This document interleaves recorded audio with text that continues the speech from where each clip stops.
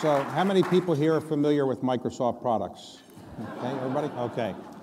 So on February 4th, 2014, you became the new CEO of Microsoft, the third person to have that job.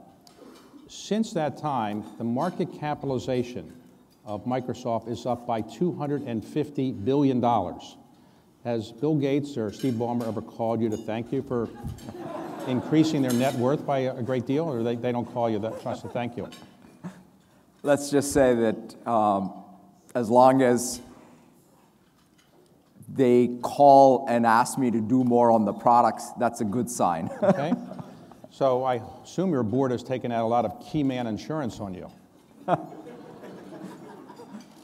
Well, No? Well, they should. Okay. So Steve Ballmer was stepping down I think it was announced in 2013, and then a search was underway. And I think it's fair to say that you weren't not number one in the search list initially, as reported in the press. They had a lot of candidates. So were you thinking you were going to get this job? And when they called you, after other people had maybe been interviewed for it and didn't either get it or be offered it, did you think that, geez, you wanted to be offered it right away? Or did you think you were lucky to get it? Or did you think you were going to get the job? it's actually interesting because I remember, the board obviously did the right thing in terms of really looking far and wide and saying who's the right candidate. And in that process, at one point, they came to some of the internal folks, and when my turn came, they asked me, you want to be a CEO? And I said, only if you want me to be the CEO. And the feedback was, well, if you really want to be a CEO, you gotta really want to be a CEO. You can't say only if you want to. And I remember going to Steve and telling him about this, and he says, yeah, it's too late to change. You are who you are. It worked out in the very end. But the thing that I would say I'm a consummate insider. I've grown up at Microsoft. I've spent 25 years. The thing that I did have is a point of view on what I would do as a CEO. And that, I think, eventually is what the board, basically chose. Well, they obviously chose well. So the stock is up by about over 100% since you've been CEO. So I wish I had bought a lot of stock. I wish I had known it. But can you keep doing this, by the way? So let's go back and how you came to this position. So you grew up in India, and your father was a well-known civil servant. So did you want, as a young boy, did you want to be in computers or technology? What was your interest? My interest was cricket. My father, as you said, was a civil servant. He was an economist with Marxist leanings. My mother was a Sanskrit professor, and they could hardly agree on anything. And so they had their ideological wars. In fact, I remember my father once put up Karl Marx's poster, and my mom put up the goddess Lakshmi's poster, which stands for wealth. And I put up a cricket poster. And so I would say there was some strange mix of intellectual curiosity in the house, also a push to make up your own mind and do your own thing. And that's kind of what I want to do. I really didn't even, until I left India, I don't think it was even clear that I would ever want to come west. But I grabbed onto the opportunities given. So at what age did you realize you were not going to be a professional cricket player?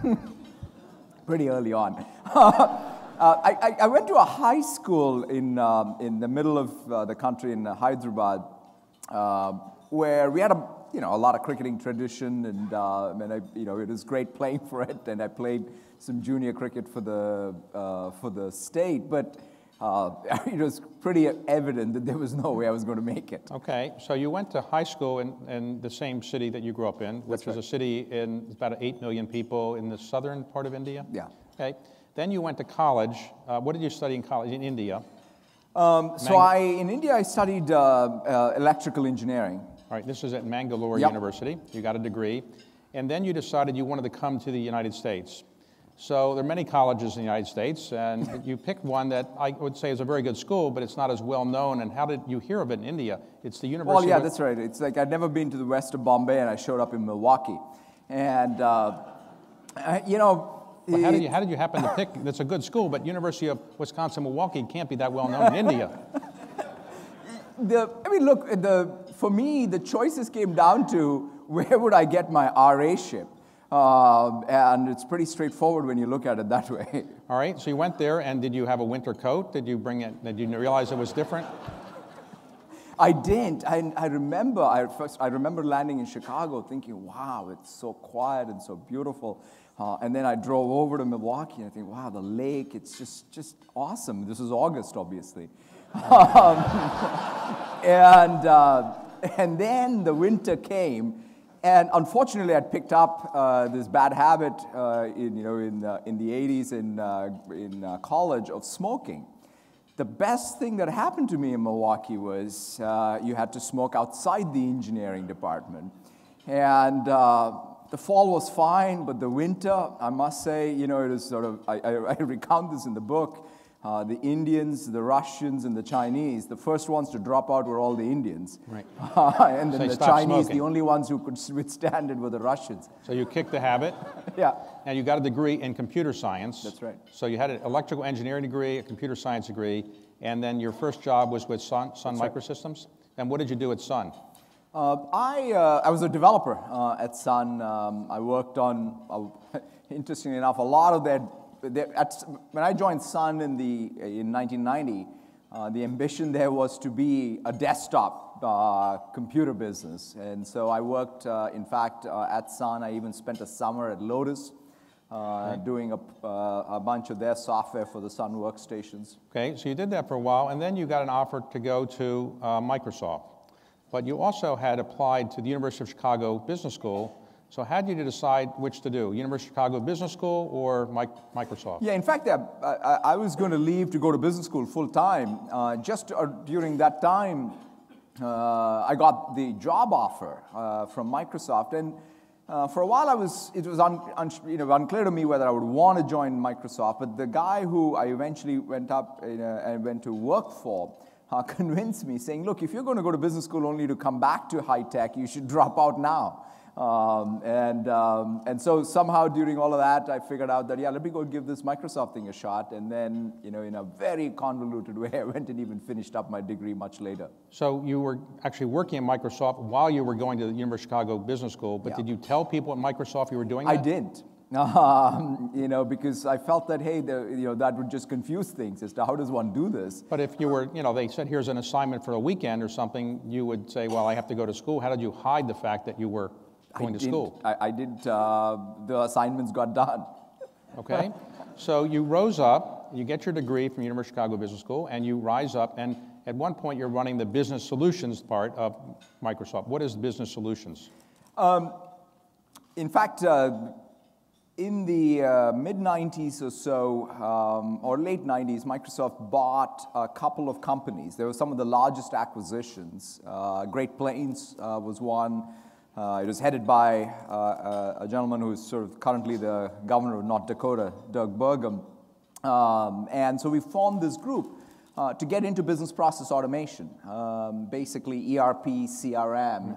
And so that group, and Doug then decided to leave Microsoft and eventually got that job. Okay, and then later they come to you and say the online search business needs somebody, and you say, Google has that business, we can't compete, or you say, no, I can beat Google? Right. I had finally got this, when Doug retired from Microsoft, I was like looking forward to running a business unit, and that was, the job I had. And so Steve comes to me once and says, hey, look, we have this need for some real strong engineering leader to go and take over this online services place where we have a real competitive challenge. And he says, and the chances are low whether you'll succeed or not. And if you don't succeed, there's no parachute. So this may be your last job. In other words, but I think you should do it. And with an offer like that, how can one refuse? So you took that job, and then later he comes to you and says, I'd like you to take on another business, which is the cloud business, where you're also way behind another company. You're way behind Amazon at that point. So did you want to take on that business as well? Yeah, for sure. I mean, I had working in our online group, perhaps, in fact, Steve saw the connection more so than anyone else, which is, I developed a keen sense of what is the cloud business, or how do we take the business which we had, which is a very strong server business, even though Amazon had the early lead of how can we catch up. And in fact do better. And that was the intuition that Steve actually had. And that led him to move me to what now is our cloud business. Explain this to an outsider. Amazon was thought to be a retailer or seller of books over the internet and other products. How did they build a gigantic cloud business, and they're in the same city as you, and you're a big computer company, and you missed the cloud business for a while? How did that happen? You know, it's one of the classic issues with all of us in business, right? Which is when you have a business that's growing super well, it's got great gross margins, you don't look around and say, oh, here is another business that's got crummy gross margins, and that's what we should do next. It's sort of the hardest challenge in business, which is for you to be able to, in fact, technology or adapting to technology change is easier than business model. Right. So as you were rising up and ultimately you're offered the top job because you did a good job in building the cloud business, you're also dealing with personal issues. In your bio, it often says that you have an Indian arranged marriage, but that's not the case, right? Yeah, I guess it's a little more complicated than that because my wife and I grew up together. Both our parents or our fathers were in the civil service together. Somewhere along the line, and we went to the same schools and colleges and so on. And so eventually, both of us, decided to get married. We went and told our parents, so they blessed it for sure. But it was definitely not an arranged marriage. Okay. So you then, as you're married, your wife was trained as an architect. That's right. So your first child was born, and then when your child was born, it turns out he has a severe case of cerebral palsy. So how did you realize how severe his problem was, and what's his situation now? Yeah, both my wife Anu and me were only children of our parents. And so I was 29 years old when Zain was born. And if you'd even asked me a couple of hours before Zain was born, because there was a lot of anticipation in the family and the household of the first son, and was all about, hey, is the nursery going to be ready? Is Anu when is she going to go back from her maternity to her job as an architect? How will our weekends change? But of course, that night, pretty much everything changed. And then I watched as Anu recovered from her C-section. She would spend all her time. Basically, she decided that she's not going to go back to work as an architect, but give Zain every chance he can. She was driving up and down to every therapist. And whereas I was more about completely shaken because of what had happened, and mostly thinking about why did this happen to me? What happened to all those plans I had? And this is not what we planned for. And quite honestly, it took me maybe multiple years. And without being schooled directly, by just watching my wife and how naturally she took to her responsibility, I eventually came to the realization that nothing actually happened to me. Something happened to my son, and I needed to step up and see life through his eyes as a father and do my job. And that, in some sense, when as part of this writing this book is where I reflected a lot more. It was not a linear thing. It was not a one-time realization, but perhaps most shaped my thinking as obviously a father, but then as well as a leader in a company. So your son is now 21. He's a quadriplegic, but he's lived at home his entire life. You also write in your book that you have two daughters, but one of them has severe learning disabilities, and your wife had to deal with that as well. What did she do to try to... So by the time our youngest daughter came along, we were, one of the great blessings we had growing, with Zain in Seattle was we had a great community, whether it's the hospitals, the therapists, and the special needs community that we knew very well. So I would say as parents, we were much more well-equipped to be able to deal with any of the challenges that come your way as parents of special needs kids. And so one of the things that we discovered was the school up in Vancouver, BC, which was more based on the plasticity of the brain as a way to help students not just compensate, but to essentially do these exercises that could rewire essentially the brain circuits. And so we just took a bet on that particular program. We again did the crazy thing of having my wife and the two daughters spend time in Vancouver during the school week, and my son and I would be in Seattle, and we would sort of commute over the weekends, and we did that for a good 5 years. Okay, so let's go back to Microsoft for a moment. You are becoming the CEO, again in 2014, and you decide you want to change the culture of the company. So how do you go to Steve Ballmer or Bill Gates and say, the culture that you put into this company, it's not good enough, and I want to change it? Was that an easy conversation, or you just go ahead and do it? You know, one of the things that both Bill and Steve were very clear as I was getting into becoming the CEO, as saying the best advice and the best, and all the confidence they gave me is, look, don't try to be like us. Steve very distinctly said, look, don't try to be, or don't even try to please us.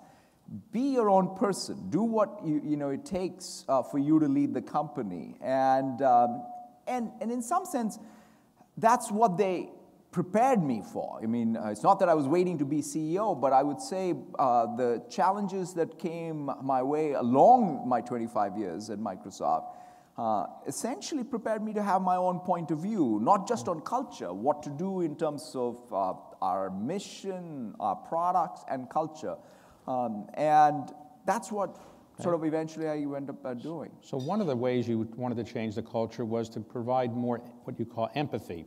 Now, your personal situation gave you greater empathy, but what do you mean by changing the culture to have more empathy in the company?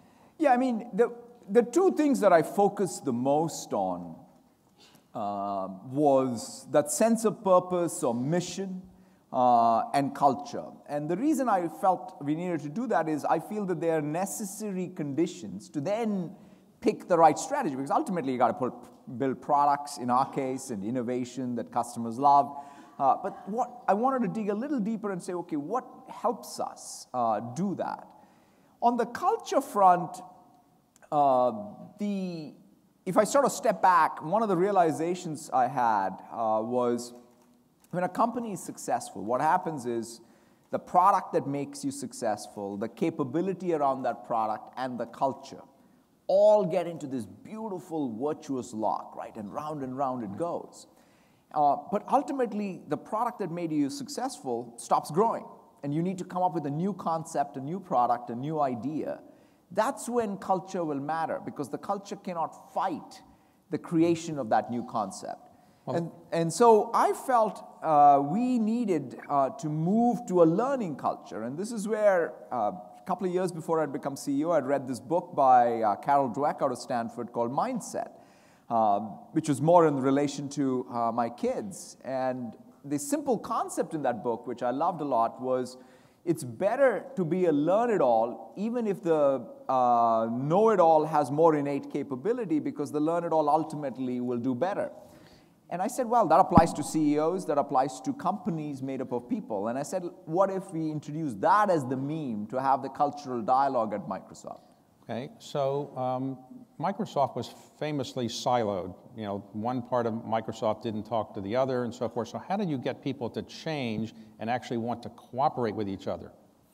Well, I mean, look, I think it goes back to it. It's not that we didn't want to cooperate. We had a structure that reinforced how we thought about our products, how we did accountability for products. I mean, so that's what most people sort of saw. In fact, we needed to change the conception of these products, or how these products are conceived, more through the lens of our customers. So we made some structural changes. The cultural memes that we introduced, both of those helped us break essentially what was inhibiting us from thinking about products differently. Because in high tech, and I would say pretty much in all business, no competition, no customer respects your org chart, right? I mean, nobody cares. What they care about is, are you serving them well? And sometimes, though, when you create these, when you strike these stable categories and you make them business units and you measure them, you get disconnected from what customers expect. And so you got to keep breaking those barriers down. Right. So when you're doing that, do some people go around your back and say to Bill, hey, by the way, Bill, he's trying to change the culture of the company you built. He's trying to change it. That ever happen? Look, God, I mean, these are tough questions, David.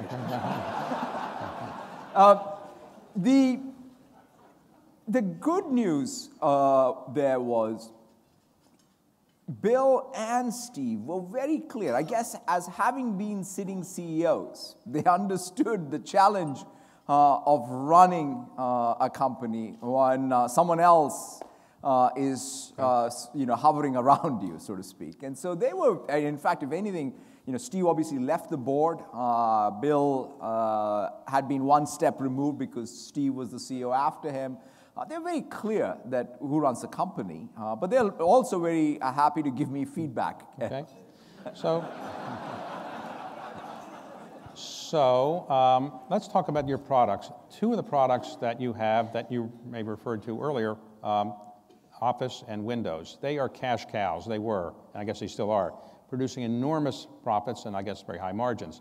So how do you, are they still very important to the company? Absolutely, absolutely. But they're much less significant than they used to be. Right, I mean, one of the things that we've done is instead of even thinking about Windows separately or Office separately or our management and security separately, one of the big changes in Microsoft, which is in fact the fastest growing business inside the company, is what we describe as Microsoft 365. So instead of thinking of any piece of software or any one device, what if we conceive of this as the core communications, productivity, and security solution for modern work?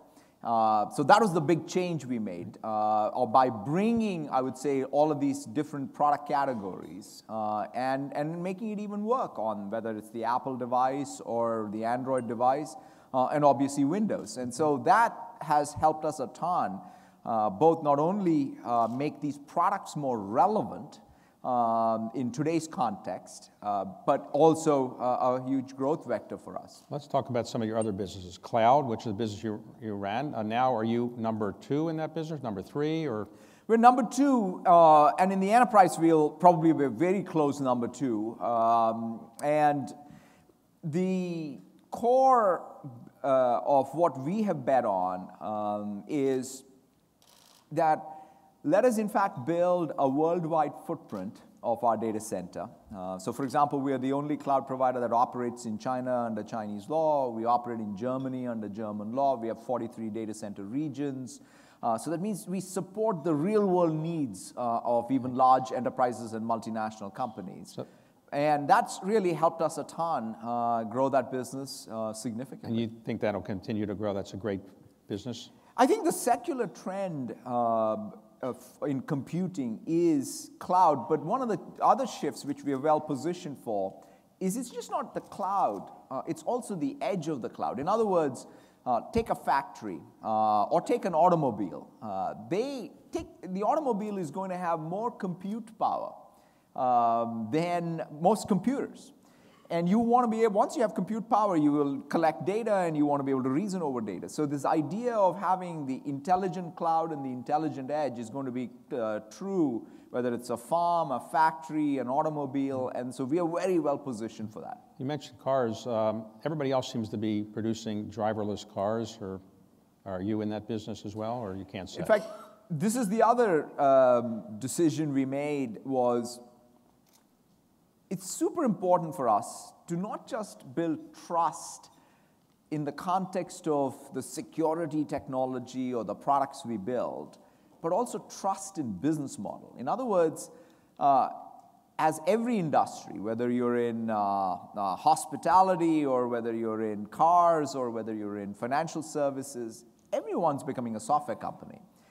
it is important for us to be viewed as a provider of tools, platforms, enabling technology versus getting into their businesses. So in our case, we've drawn that line, and we have fantastic relationships, whether it's with the American car manufacturers, the Germans, But you're not going to produce your own cars. We won't produce our own cars, but we will provide anyone who is either building autonomous or other, connected cars, real technology that can help them compete, in fact, with some of these Silicon Valley companies. Now, it used to be that you were a software company, but then you got into making some hardware when you got into the Xbox business. Is that still a good business, Xbox? It is. In fact, it's a very big business for us. In fact, one of the other things that Microsoft now is between Xbox, this modern workplace, our cloud business applications, we have a very diversified portfolio, which helps us in many ways be much more complete in what we can offer. But to your point, around hardware, I don't think of hardware separate from my software. If anything, Xbox has taught us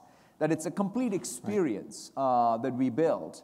And that's what we now have replicated with Surface and Surface Studio and what we're doing with HoloLens and mixed reality. So we're going to continue to innovate, to invent new categories all the way from silicon to the cloud. So Xbox, do you play Xbox games? Are you really an expert in that? How do you deal with new games that are coming along? I watch Xbox games. So we now have the most amazing phenomena in the last, I would say, 3-4 years has been that there are more people watching people play games than people playing games.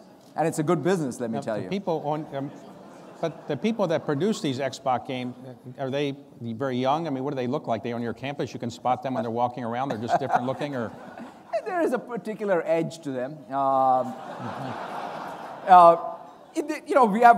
We're organized very differently. We have these studios, but even Xbox, like for example, some of the teams that are producing the new Xbox, it's going to have 7 billion transistors. So there are people who are doing silicon and ASIC work on one end, and then there is the studio edge on the other end. Now, at Surface you mentioned, if you walk down one of your offices, you have a lot of buildings in Redmond, and somebody's using an iPad, what do you say to them? It better be using Microsoft software on it. Okay. So, but what do you use? You don't use an iPad, right? I don't. No. You use. I love my Surface. If you really want a device that actually can do something, I think a Surface is a great device. Really? Okay. All right. Okay. But just to check out what the competition's doing, you don't want to on the side just look at what they're doing. Absolutely. I mean, look, I love Microsoft software on all devices. Okay. What about, what do you use for like a mobile phone? Do you have a mobile phone? What kind do you use? Not an iPhone, I presume. No, I use an iPhone, an Android, and I also use a Windows phone. But most importantly, again, my main focus is to make sure that we're not device-centric. My vision is very straightforward. It's about the user. It's the mobility of the user's experience, and as long as we have our software on any endpoint or in any device, that's sort of the start. What about your retail stores? Are they growing? Is that an important part of your business, having retail stores?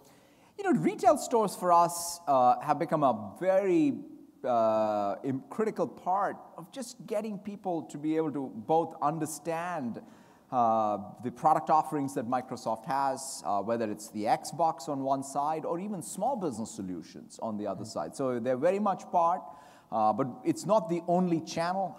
We have many other avenues to reach customers, but it's an important, critical part of it. So when you came in, you were coming in right after the acquisition of Nokia, mobile telephone company, and you had to ultimately close that down, and it took a $7 or $8 billion write-down. Was it hard to do that and go to your predecessor and say that was not a good acquisition, or was that a tough decision? You had to lay off, in effect, 20,000 people? I mean, the last part is the tough part. I mean, the strategic call and so on, at that point I decided that it is important for us to think more about the mobility of the experience versus define our future in mobile by just our own device share. I mean, if you look at it, we have, hundreds of millions of people using our software on all of the phones, and they're not all Windows phones, so we needed to amplify that. But that said, the thing that weighed the most heavily on is the impact on people. I think that and these kinds of shifts are hardest when you have to make those kinds of changes, but we did. Okay, so the biggest acquisition you've made under your leadership is LinkedIn. I think you paid about $26 billion for it. What has LinkedIn got to do with Microsoft? I didn't understand that. What's the logic behind it? Not that you need to explain it to me, but I assume your board was happy with it, but what is the reason you wanted to buy it? Yeah, I mean, there are two acquisitions. Minecraft and LinkedIn were the two big acquisitions. With LinkedIn, it's very straightforward in the sense we have 1 billion users of Windows and Office together. The commonality of that is professionals of the world use our software to get things done. LinkedIn is the world's professional network. And the vision was to bring these things together to help people as they're doing their work to even have their social network. In fact, one of the new integrations we have is right in Outlook to be able to, as if you get a piece of email from someone that you don't know outside the organization, you can now see their LinkedIn profile. Not just that, but you can even see the people inside your organization who are connected to that person. And that's going to help you. If you're in sales, for example, one of the other integrations we have is between Dynamics 365 and LinkedIn so that you can be very effective in B2B sales. So anyone who is doing business-to-business sales, this becomes an indispensable tool. Talent management. LinkedIn is another place where you start with recruiting, but you don't end with recruiting because you can go into Dynamics and finish the entire process. So whether it's Office 365 or Dynamics 365, the integrations with LinkedIn, I think, can add significant value and are already playing out. Okay. To those who live on the East Coast, it seems as if there are 5 companies that are more or less on the West Coast that are running everything in the United States, more or less. So you've got Microsoft, Apple, Facebook, Google, and Amazon. So they're running everything. And you have 3 Chinese companies, Baidu, Tencent, and Alibaba. So everything is these 8 companies now. Is that an unfair impression? I mean, do you all kind of rule the world, these companies? And I like to sort of separate myself from all the other 7. Okay. And I say that in all seriousness because I think we're different, even in our business models. I used to love the FANG thing because luckily we were not part of FANG, and unfortunately now we're part of this 5. And I would love to get out of that. The reason I say that is because we are about creating technology platforms and tools so that not only the East Coast of the United States, but every part of the world can use digital technology to create surplus in their company, in their industry, in their region. Because this notion that there'll be like 5 or 6 Silicon Valley companies that are going to basically make profit is an untenable, unstable situation. Okay. And so our business model, our approach to markets is to create more surplus outside as opposed to just inside of Microsoft. Now, in your book, Hit Refresh, and how long did it come up to take the title for that? Did that come to you naturally, or was that?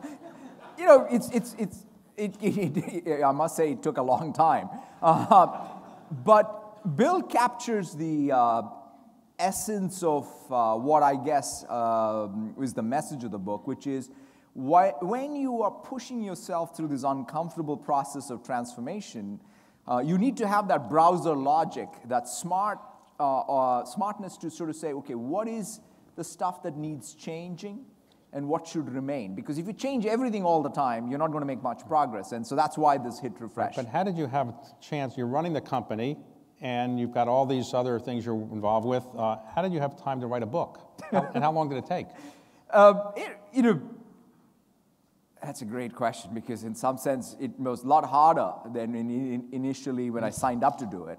And do you write it out longhand, or do you use Surface to I used the Surface. Surface, okay. And I had good help, but the 2 stanzas, which is the Microsoft's own transformation, because the entire purpose of writing the book was not to, most business books are a look back, right, of grand successes or grand failures. The entire purpose here was to write about essentially the meditation of a sitting CEO while going through this process with all these existential questions and really half answers you've discovered. So therefore, that was the idea, and that is my day job. I think a lot about these questions, whether it's the Microsoft's own mission, purpose, culture, our strategies, technologies, or even the broader implications on society. The only chapters that were hard were the look back of my personal life.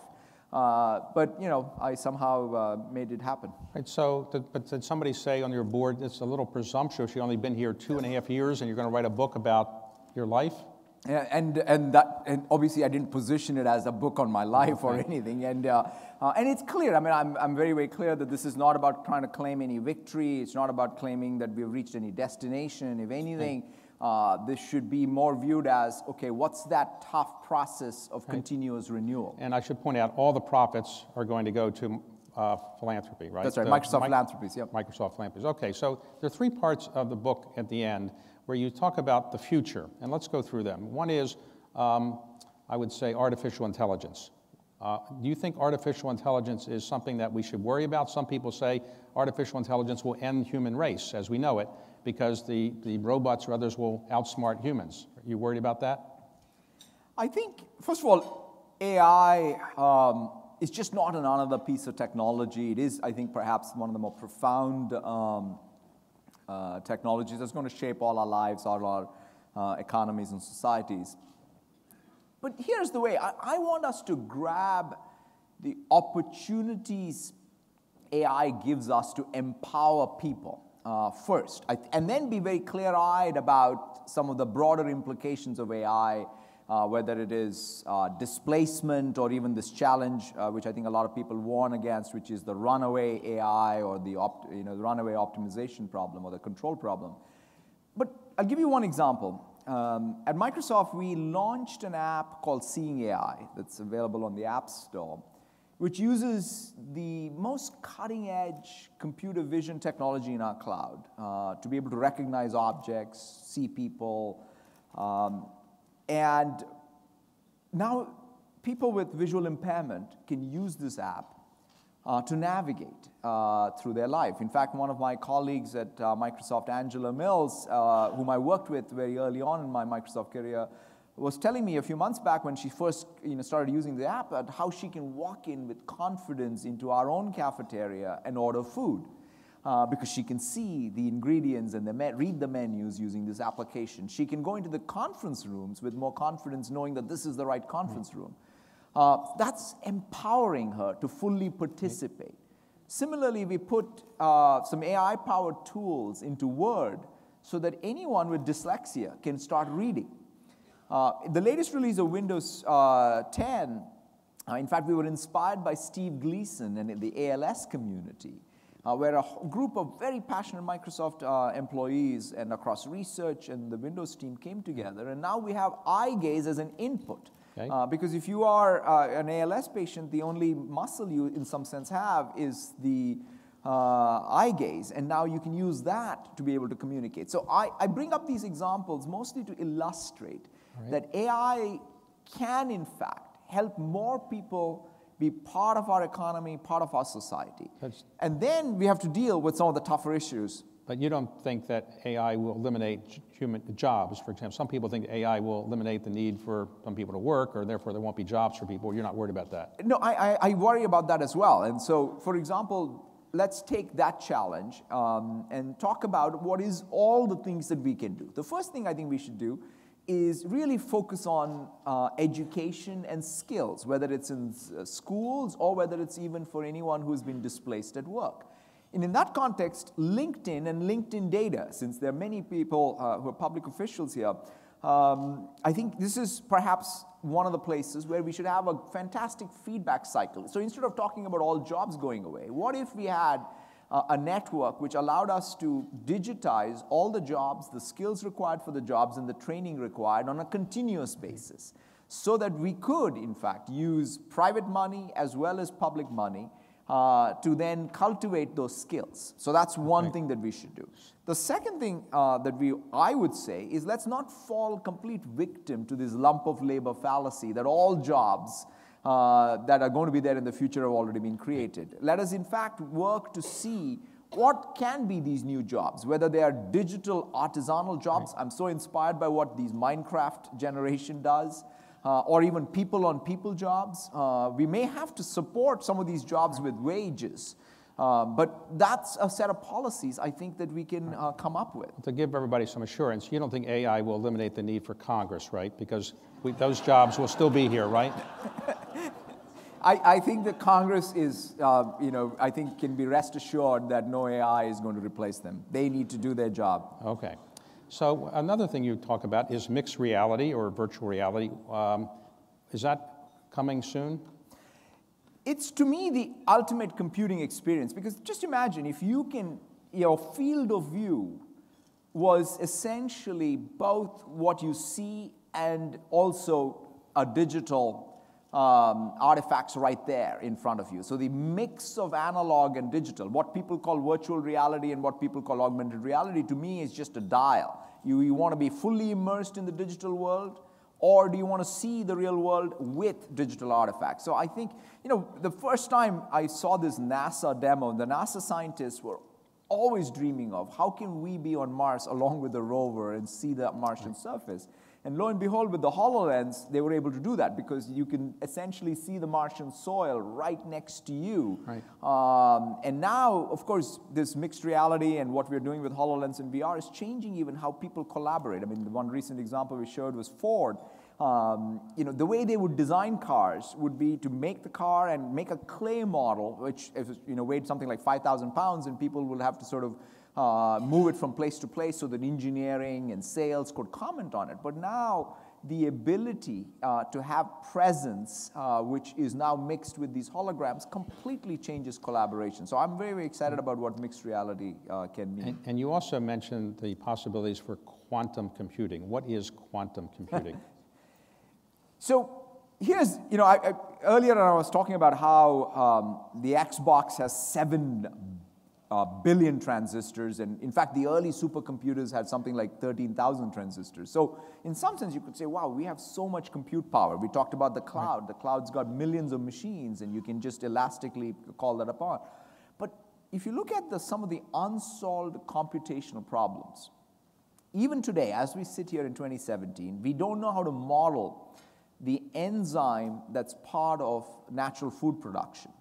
We can't model the catalyst or develop a catalyst that can absorb carbon.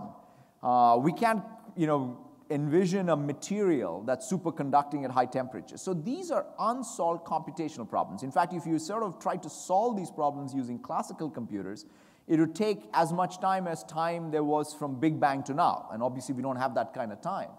And that's where I think quantum computer comes in. And just to kind of give you the simplest intuition of what a quantum computer does is you assume a corn maze or take a corn maze and you wanted to trace a path through a corn maze and you started it in a classical computer. You'd start tracing a path, you'd hit an obstacle, you'd retrace, take another path, and you'd go on and on and on. But the quantum computer is that ultimate parallel computer where you can take all these paths simultaneously. So it'll really give us, I think, the compute capacity we need, quite frankly, to solve some of these most pressing challenges. So you still enjoy the job? I love it. Okay, and how long would you anticipate doing it? Another 10 years, 20 years? How long? I mean, my lawyer is not here, but I think that's a public disclosure, isn't it? Okay. So let me ask you a final question. In my business, if I increase the value of something by $250 billion, I would get 20% of those profits. See, that's why you're capital, I'm labor. Right. So have you ever thought about joining private equity? Because 20% of the profits In fact, Steve once said this to me after retiring. He says, I finally figured this out. I'm capital, you're labor. There is something to be said about it. Well, thank you for the great job you've done for Microsoft. Thank you so much.